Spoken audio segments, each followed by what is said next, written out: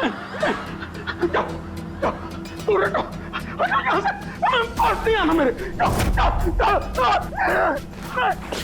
हटो, मुझे मार मत, मुझे मार मत, जाओ प्लीज जाओ।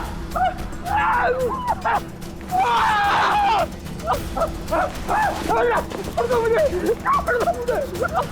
जाओ जाओ, मेरे पास मत आना, जाओ जाओ यहाँ से, मुझे मत मारो, छोड़ दो प्लीज, मुझे मत जाओ जाओ प्लीज, मुझे मत मारो, मत मारो मुझे छोड़ दो प्लीज, मुझे मारो।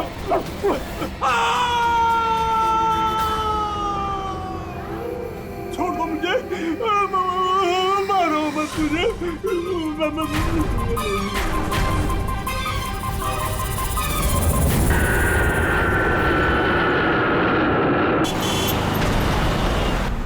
थोड़ा जल्दी चलाओ।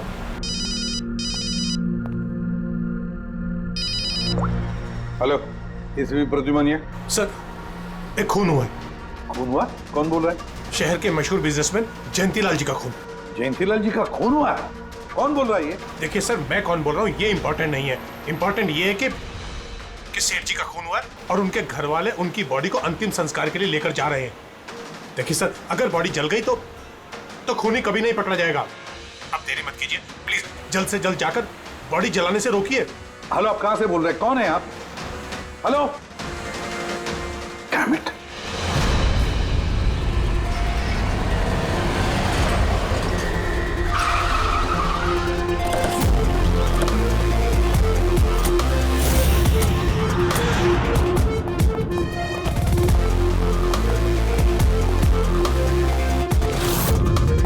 अरे कौन है आप लोग? ऐसे कैसे घर में अंदर आ रहे हैं? हम लोग सीआईडी से हैं। घर के सारे लोग कहाँ हैं? सर वो लोग तो साहब की बॉडी लेकर शमशान घाट गए हैं। शमशान घाट गए?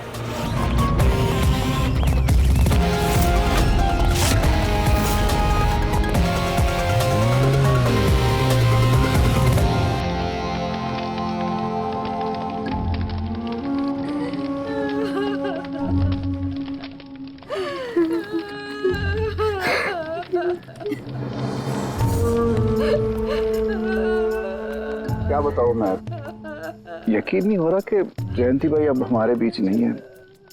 15 साल पुरानी दोस्ती थी मेरी। वो तो मेरे बड़े भाई जैसे थे। पता नहीं ये सब कैसे अचानक से हो गया।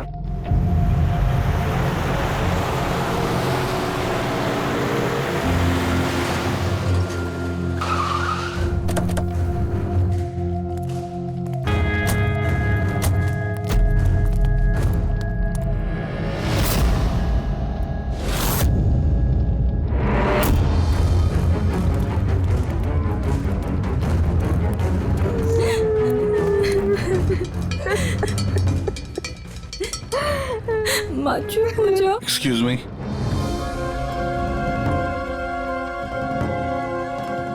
देखिए हम लोग सीआईडी से हैं। हाँ? जयंतीलाल जी के परिवार वालों से मिलना चाहते हैं। मैं जयंतीलाल जी की पत्नी दीपा।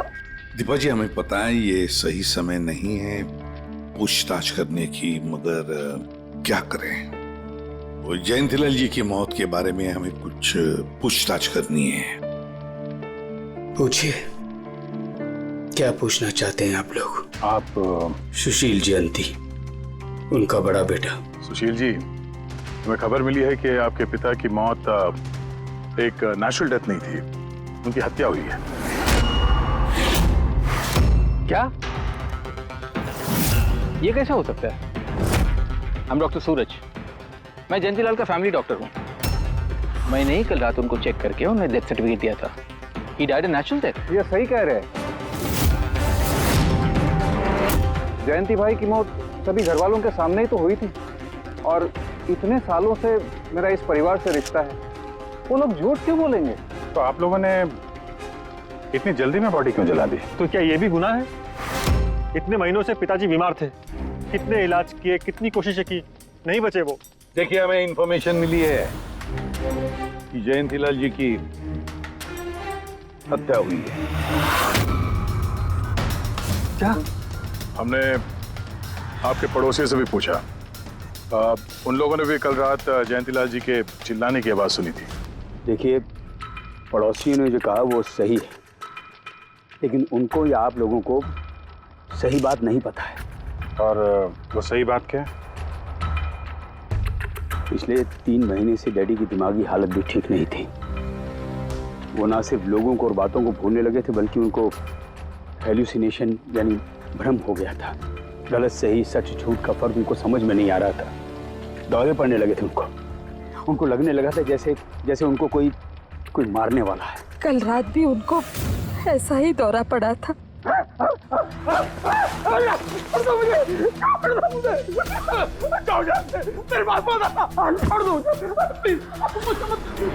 शांत, कूल। इंजेक्शन गई। Fast, come fast. डैडी, शांत, रिलैक्स। कुछ नहीं होगा।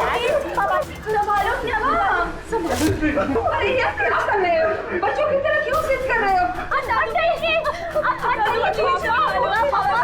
सुशील जी, उनका स्लीव ऊपर करो। जाने दो, मुझे मारो। बस।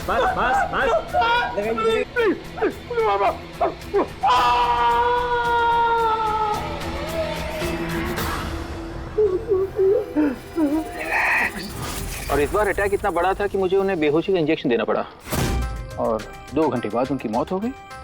मैं आपको सारी डिटेल्स दे सकता हूँ, उनकी मेडिकल रिपोर्ट्स, मेडिकल हिस्ट्री, दवाइयाँ, सब कुछ दे सकता हूँ मैं आपको। हो गई तसल्ली आपको? अब हम अपना काम कर लें। इतनी जल्दी भी क्या है हेमंत? जरा सच तो सामने आ जाए।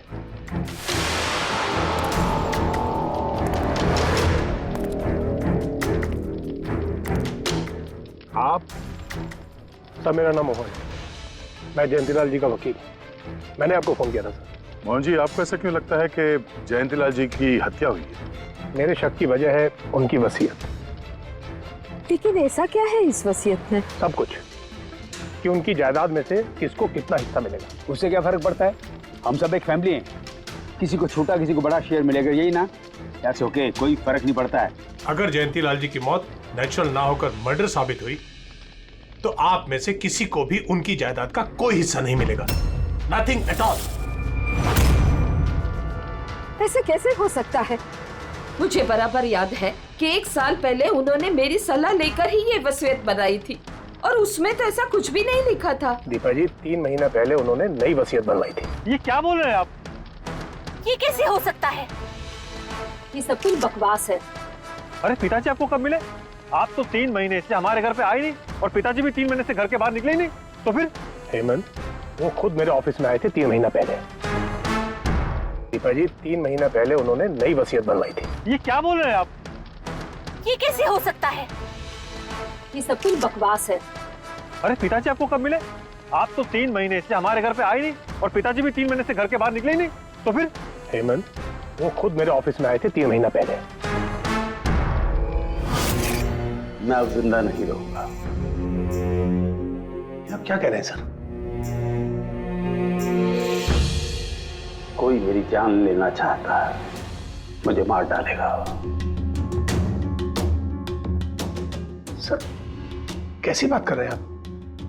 कौन है जो आपको मारना चाहता है? कोई अपना, मेरे परिवार के सदस्य में कोई है। मुझे पूरा यकीन है कि मैं अब चंद दिनों का मेहमान हूं। सर, कौन है वो? कहा ना, कोई अपना। क्या सोच रहे हो? पुलिस के पास जाऊं? यही कहना चाहते हो? सर, मैं पुलिस को खबर करूं? नहीं, पुलिस वाले भी अब मुझे पागल समझेंगे। तुम मेरा एक काम करो मोहन, मेरा वसीयतनामा बदल डालो।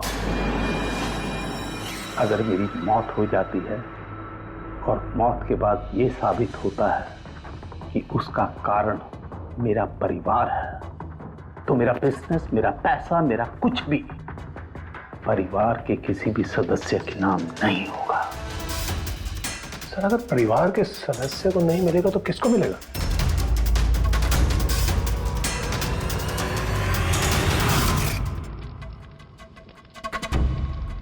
हमें नहीं तो किसे मोहन? जायदाद किसको मिलेगी? सर सीआईडी को।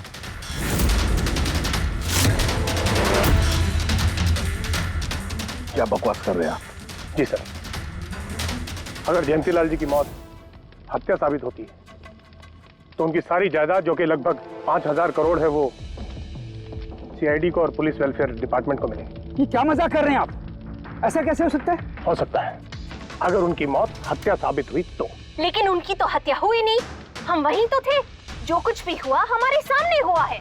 उनकी हत्या हुई है या नहीं वो हम पता लगा लेंगे। अरे आप कैसे पता लगाएंगे? बॉडी तो है ही नहीं। बॉडी जल चुकी तो क्या हुआ, राख तो है। जब तक ये केस सुलझती नहीं तब तक जयंतीलाल जी की राख हमारी कस्टडी में रहेगी। अरे लेकिन सॉरी मैम।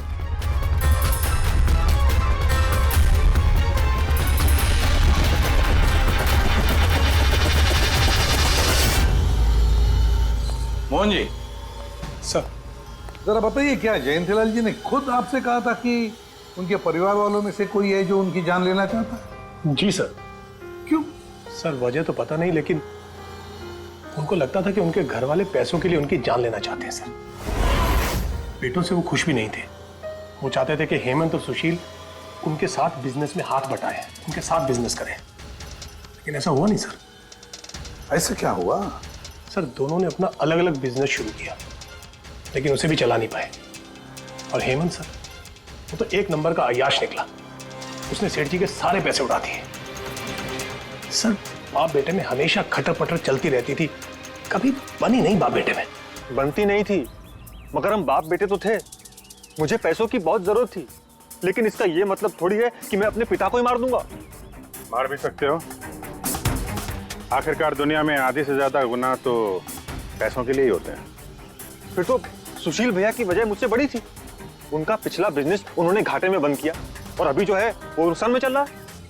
सर मार्केट का बहुत पैसा है उनके ऊपर, और डैडी भी इस बार सुशील भैया की मदद करने के लिए रेडी नहीं थे। सर मैं मानता हूं कि डैडी नाराज थे, नहीं दे रहे थे मुझे पैसे, पर मुझे ये भी पता है कि वो मुझे और मेरे परिवार को मरने के लिए नहीं छोड़ सकते थे। खून में उनका।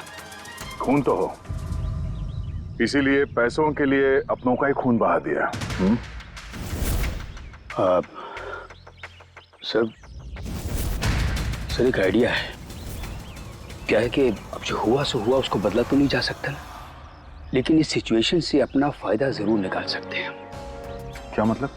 वो सर आप ये मामला सुलझा दीजिए।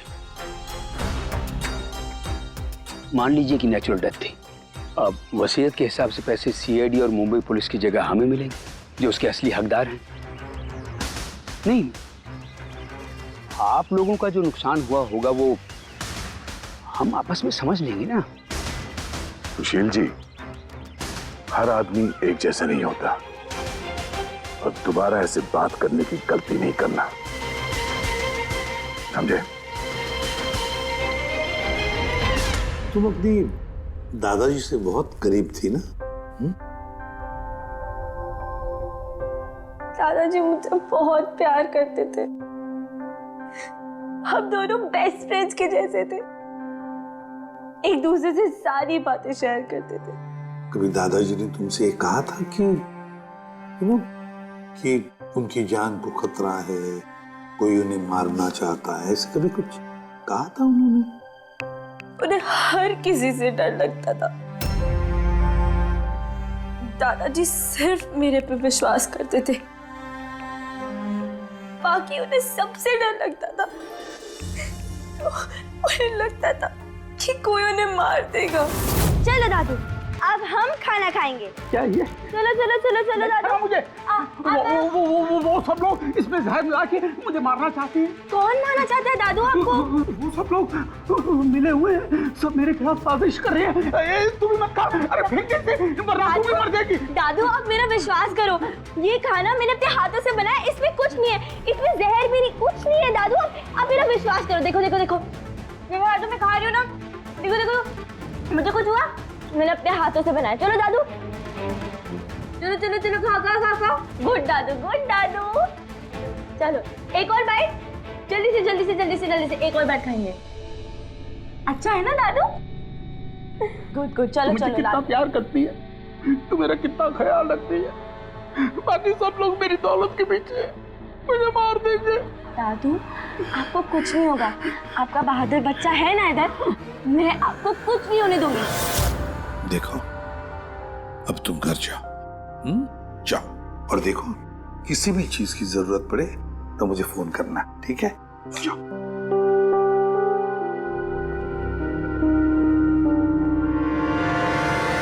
हाँ के बता, क्या निकला राख में से? बॉस, राख में से बड़ी जबरदस्त बात निकली है। हालांकि इस राख ने मुझे कम परेशान नहीं किया, लेकिन मैंने भी इसका मुंह खुलवा ही लिया, है ना? तो फिर बता दे यार। बताता हूं। तारिका। हाँ सर, हमने इस राख का स्पेक्ट्रोस्कोपी टेस्ट किया।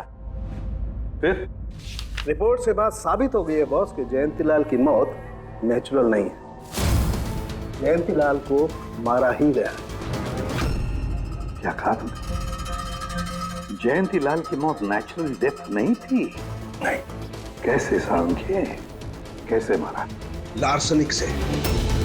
लार्सनिक? जयंतीलाल की राख में हमें लार्सनिक मिला है बॉस। राख में से लार्सनिक? सर कुछ केमिकल्स और हेवी मेटल्स, धातु ऐसे होते हैं जो जलने पर भी नहीं खत्म होते। लार्सेनिक उनमें से एक है, इसलिए लाश के पूरी तरह जल जाने के बावजूद उसमें मौजूद लार्सेनिक जलाने और राख में ऐसे ही रहा। लेकिन एक बात समझ में नहीं आ रही है सारंगे, कि अगर जयंतीलाल की मौत लार्सनिक की वजह से हुई है तो फिर उसके फैमिली डॉक्टर सूरज को ये पता कैसे नहीं चला? पता कैसे नहीं चला? उसने नेचुरल डेथ का सर्टिफिकेट इश्यू किया ही कैसे और क्यों? बॉस, अगर लार्सनिक जैसा जहरीला केमिकल इंसान के शरीर में एक साथ बहुत ज्यादा मात्रा में पहुंचा दिया जाए तो इंसान की तुरंत मौत हो जाती है, लेकिन अगर यही जहर धीरे धीरे थोड़ी थोड़ी मात्रा में उसके शरीर में पहुंचाया जाए तो उसकी मौत एक साथ एकदम नहीं होती है। पहले उसकी याददाश्त जाती है, फिर उसे अजीब अजीब से सपने आने लगते हैं, उसे हेलुसिनेशन होने लगता है, भ्रम होने लगता है, फिर पागलपन के दौरे पड़ते हैं। और जयंतीलाल के साथ ये सब कुछ हो रहा था। लार्सनिक? जी हाँ, लार्सनिक। और इससे यह साबित हो गया कि जयंतीलाल जी की मौत बीमारी से नहीं बल्कि उनका खून किया गया। लेकिन ये किया किसने? वही पता करने हम लोग यहाँ हैं। अभिजीत, जयंतीलाल जी का कमरा चेक करना पड़ेगा। Okay sir.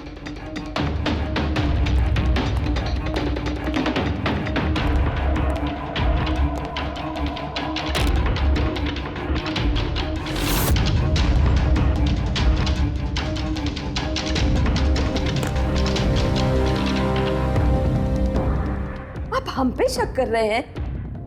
आपने ऐसे सोच भी कैसे लिया कि हम लोगों में से कोई ऐसी घिनौनी हरकत कर सकता है? ऐसा कुछ नहीं है माँ, ये सब इनकी चाल है। डैडी की प्रॉपर्टी इन्हें मिल जाए इसके लिए मनगढ़ंत कहानी बना रहे हैं ये लोग। बकवास मत करिए सुशील जी, दोबारा ऐसा बोला ना अंदर डाल दूंगा।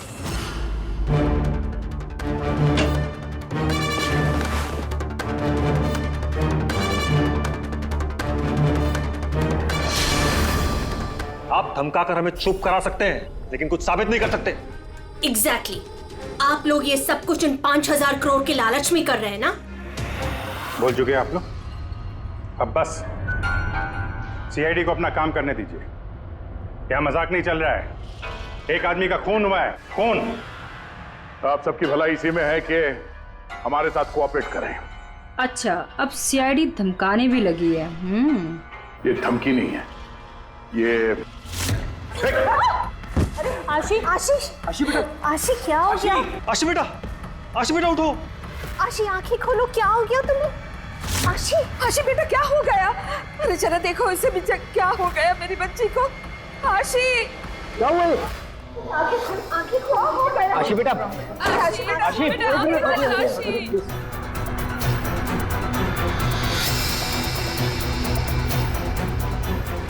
क्या हो गया आशी?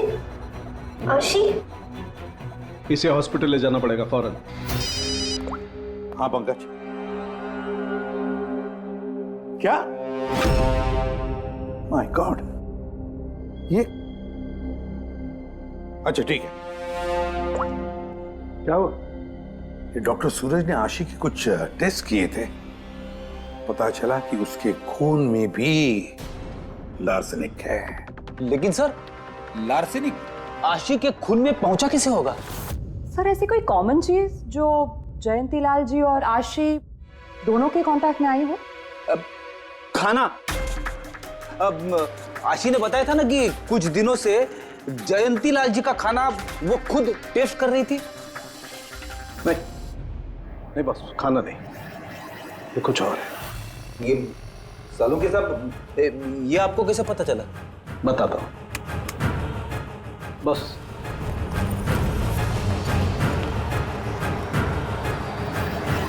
ये है वो बाल जो हमें जयंतीलाल के हेयर ब्रश में से मिला है। अब लार्सेनिक तो अधिकतर नाखूनों में और बालों में ही जमा होता है, तो जब हमने इस बाल के छोटे छोटे टुकड़े करके एनालिसिस किया तो रिजल्ट आया ये। और सर हमने इन टुकड़ों का एटॉमिक अब्जॉर्प्शन टेस्ट किया तो पता चला कि दूसरे केमिकल्स के साथ साथ इसमें लार्सेनिक भी है। अब क्योंकि बाल धीरे धीरे बढ़ते हैं इसलिए हमने इस रिजल्ट को कैलेंडर के साथ टैली किया। बॉस, तब हमें पता चला कि जयंतीलाल को ये लार्सेनिक 8 से 10 दिन के गैप में दिया जा रहा। और 8-10 दिन के गैप में? इसका मतलब जो भी है, जयंतीलाल को हर 8-10 दिन के इंटरवल पर लार्सेनिक दे रहा था, धीरे धीरे मार रहा था। और इसकी शुरुआत हुई बॉस 3 महीने पहले। 3 महीने पहले? सर हाँ, फिर तो खूनी जयंती लाल जी के घर वालों में से कोई नहीं होगा। परिवार वाले 8-10 दिन तक इंतजार क्यों करेंगे? एक ही बार में मार देंगे। फ्रेडी, परिवार वाला भी तो जयंतीलाल को धीरे धीरे मार सकता है ताकि किसी को उस पर शक ना हो। सर पिछले 3 महीने से कुछ मसाज करने वाले आ रहे थे, मैंने बताया तो था आपको। हाँ, चेक कर चुके हैं हम उनको। उनके अलावा और कोई आता था क्या? कोई एक हो तो बताऊं। उनके दोस्त, पुराने बिजनेस पार्टनर और ऑफिस के स्टाफ वगैरह बहुत सारे लोग आते रहते थे घर पे। जी, डैडी बहुत सोशल थे, लोगों से मिलना जुलना, पार्टीज में जाना उनको बहुत अच्छा लगता था। इसीलिए जब उन्होंने बाहर जाना बंद कर दिया तो लोग उनसे मिलने घर पर आने लगे। लेकिन इन लोगों को हम अच्छी तरह से जानते हैं सर, इनमें से कोई ऐसा नहीं कर सकता है। भाभी देखिए ना, ये कैसा निशान लगा है। 4 बार धोया, 4 बार छुटाया, फिर भी नहीं हट रहा। अरे ठीक से धो ले, साफ हो जाएगा। अरे भाभी कितनी बार रगड़ा, नहीं जा रहा। और जाएगा भी नहीं, क्योंकि ये दाग खून का है। खून? जी हाँ। सुनिए, आपके कुर्ते पे ये खून का दाग कहाँ से आया? आपको कहीं चोट लगी है क्या? क्या हुआ आपको? मुझे नहीं पता। अरे मुझे मेरे कुर्ते पर कहाँ से आया? मैं खुद हैरान हुआ था कल जब मैंने इसे देखा। तो कल लगी आपको ये चोट? नहीं, मुझे कोई चोट नहीं लगी। हाँ, जब मैं कल लोगों से मिल रहा था तब ये खून का दाग लगा मुझे।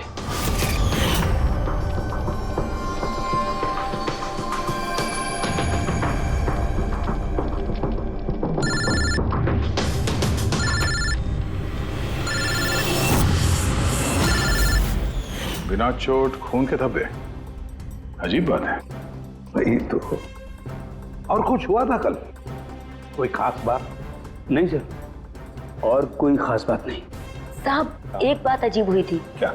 कल सुबह मुझे गार्डन में कांच के कुछ टूटे हुए टुकड़े मिले थे। कांच के टूटे हुए टुकड़े? तो फिर? साहब उन टुकड़ों में खून लगा हुआ था। क्या? कांच के टुकड़ों में खून लगा हुआ था? जी। कहाँ पर है वो? अब वो तो मैंने कचरे के डिब्बे में डाल दी। इस कुत्ते पे खून, कांच के टुकड़े पे खून। कहाँ देखे थे वो कांच के टुकड़े तुमने? ये देखिए, यहाँ पर मिले थे मुझे कांच के टुकड़े। यहाँ पर? जी।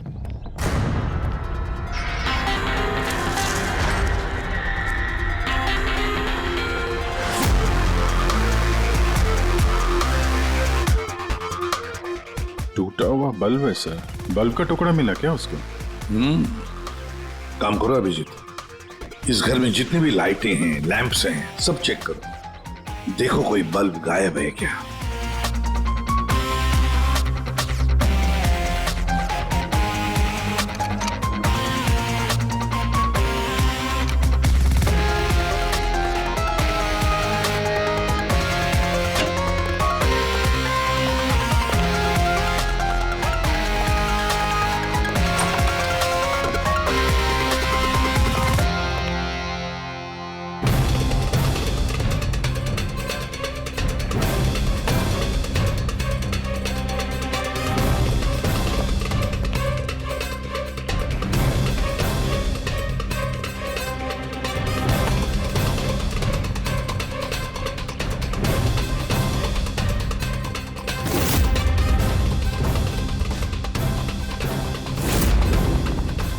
सर, सब जगह देख लिया, कांच का टूटा हुआ सामान कहीं पे भी नहीं है। सर कुछ नहीं मिला।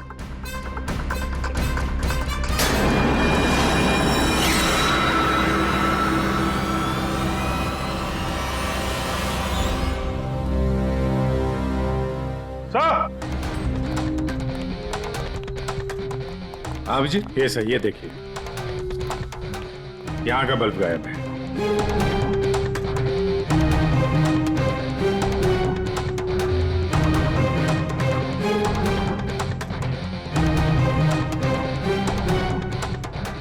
बड़ी अजीब बात है, ये लैम्प तो बिल्कुल ठीक था। मैं और दादू इस लैम्प के नीचे काम भी किया करते थे, और जिस तरह दादू की मौत हुई तब भी ये लैम्प ठीक था, इसमें बल्ब था और ऑन था।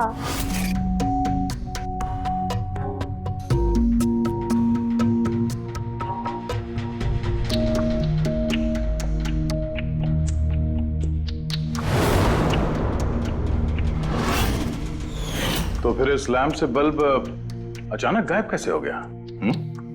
क्या कविता? नहीं साहब, मुझे कुछ नहीं मालूम। ये बल्ब कैसे गायब हुआ, किसने निकाला, मैं कुछ नहीं जानती। लेकिन सर, ये बल्ब कोई गायब करेगा क्यों? सर, इस बल्ब का और इस लैंप का कुछ ना कुछ तो लेना देना है इस केस में।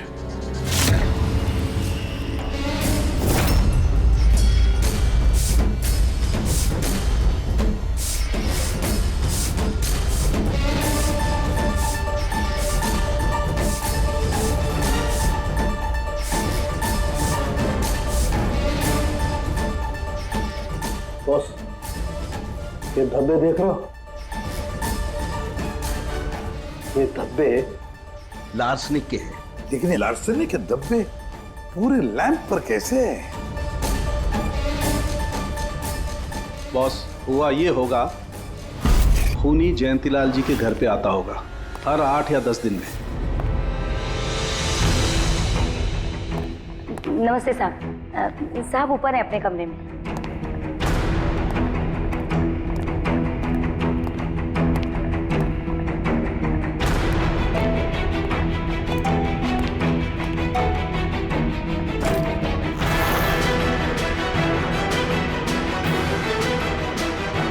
और चुपके से जयंतीलाल के टेबल लैंप पे लार्सनिक छिड़कता होगा।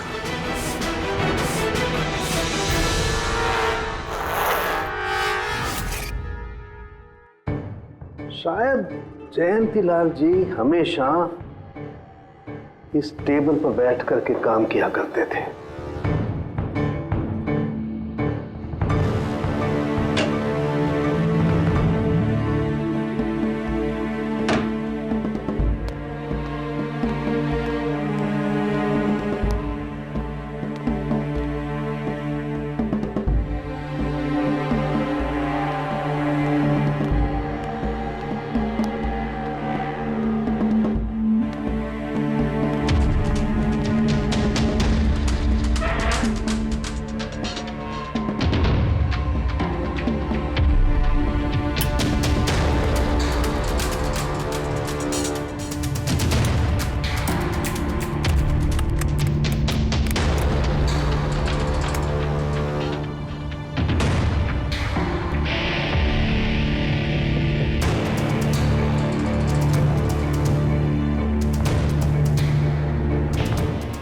और जैसे ही ये बल्ब गर्म होता था, लार्सनिक धीरे धीरे फैलकर जयंतीलाल जी की सांसों में घुल जाता था।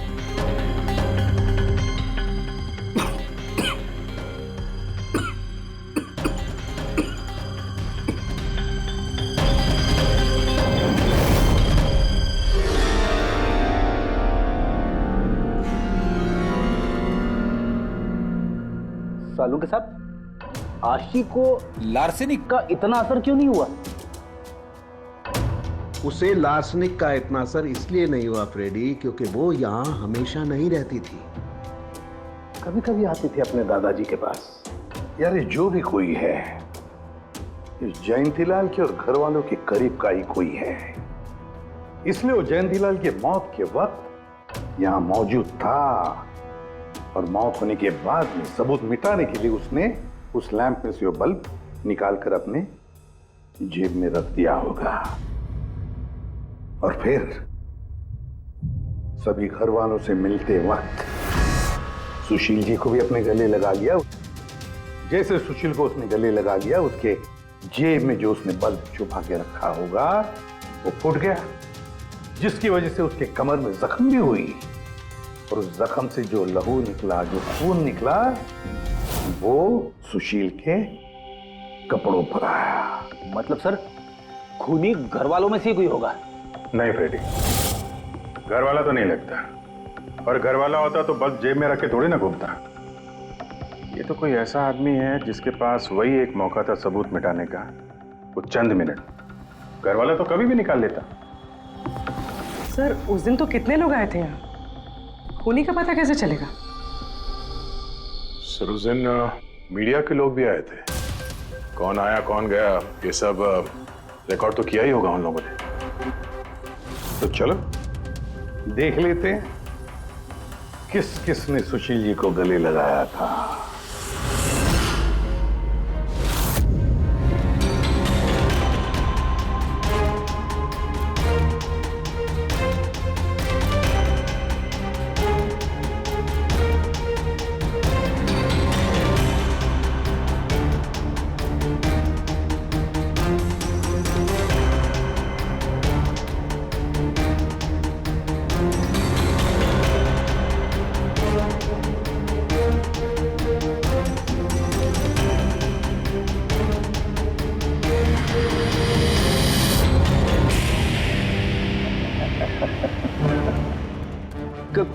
क्या हुआ सर?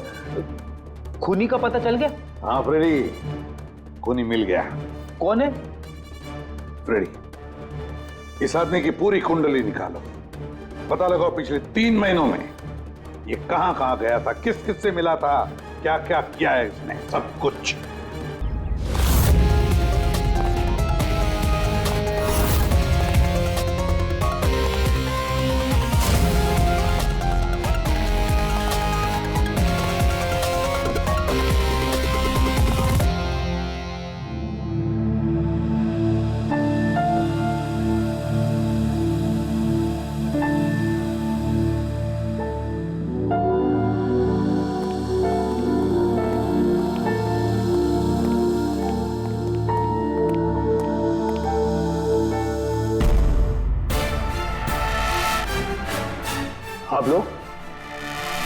आप लोग फिर यहाँ हैं? खूनी का तो पता चला नहीं होगा, कुछ छानबीन रहेगी होगी। नहीं नहीं सुशील जी, कोई छानबीन नहीं बची है, खूनी का पता चल गया है और खूनी अभी इसी वक्त यहां हम सब के बीच मौजूद है। क्या? कौन है वो?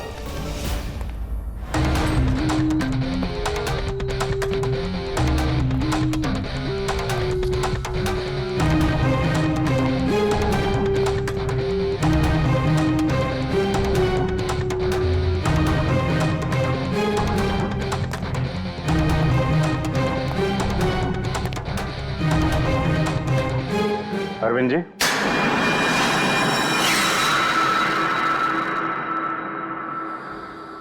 जरा उठेंगे आप? मैंने क्या किया? अरविंद जी, आपने क्या किया इसका तो पता हमने लगा ही लिया है। बस अब आपके कारनामे हम आप ही के मुंह से सुनना चाहते हैं। क्या बकवास है ये? आप मुझ पर इल्जाम लगा रहे हैं। आपको क्या लगता है कि मैंने जयंती को मारा? अभिजीत,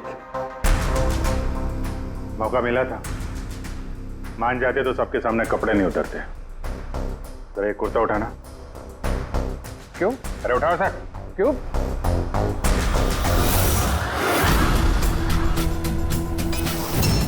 क्या है ये? निशान कैसा है? हाँ? कौन सी भाषा बोल रहे हो तुम? हिंदी में बोलो, हिंदी में। मातृभाषा है हमारी। भूल गए क्या? याद दिलाओ। हाँ? नहीं सर,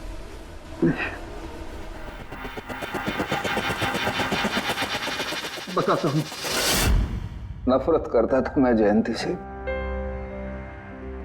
5 साल पहले हमने एक बिजनेस शुरू किया था। आज ये इतना बड़ा 5000 करोड़ का एम्पायर है ना, वो मेरे मेहनत की कमाई थी।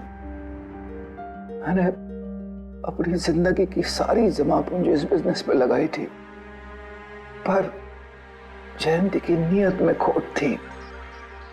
उसने मुझे धोखा दिया, मुझे मेरी कंपनी से निकाल दिया।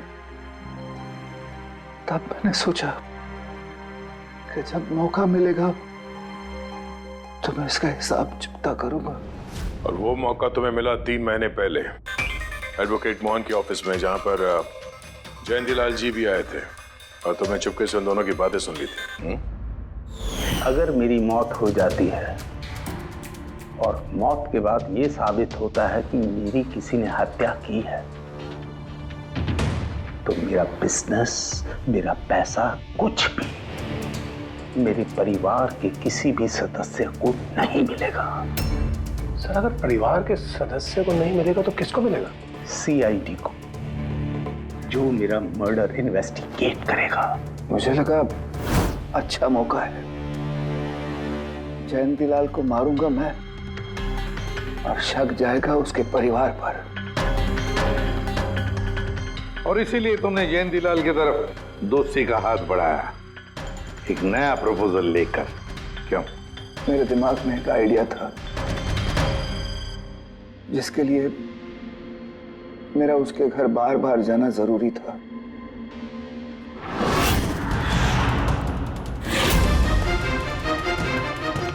साहब ऊपर है अपने कमरे में।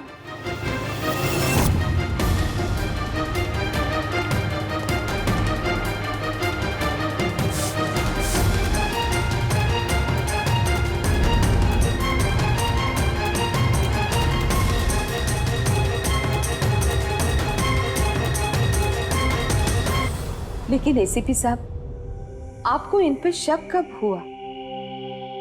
दीपा जी, जयंतीलाल जी की अंत्येष्टि के दिन जो मीडिया कवरेज हुआ था, जो मीडिया वालों ने वीडियो फुटेज लिया था, उसकी मदद से जयंतीलाल जी के अंत्येष्टि के दिन घर के बाहर जो इन्होंने कुर्ता पहना था, शमशान भूमि पर वो कुर्ता बदल दिया गया था, क्योंकि उस पर खून जो लगा हुआ था।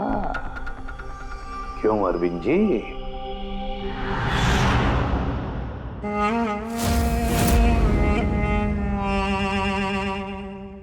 अरविंद जी, बदले की आग में तुमने जयंतीलाल का खून कर दिया। क्या मिला तुम्हें? कैसा सुख मिला? गलत किया तुमने, गलत किया।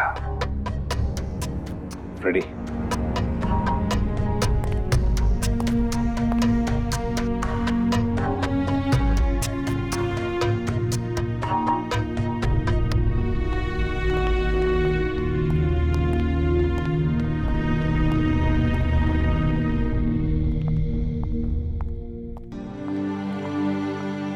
Thank you sir, thank you very much. And we are sorry, हम लोगों ने आपको काफी बुरा भला कहा। दरअसल हमें लगा कि पैसों के चक्कर में आप हम परिवार वालों को इस केस में कल्प्रिट बनाने की कोशिश कर रहे हैं। नहीं, कोई बात नहीं। एसीपी साहब, मैं मेरे पति की अंतिम इच्छा पूरी करना चाहती हूँ। सीआईडी और पुलिस वेलफेयर फंड में मैं डेफिनेटली डोनेट करूंगी। Thank you very much, thank you. Thank you so much sir कि आपने मेरे दादू को इंसाफ दिलाया। God bless you.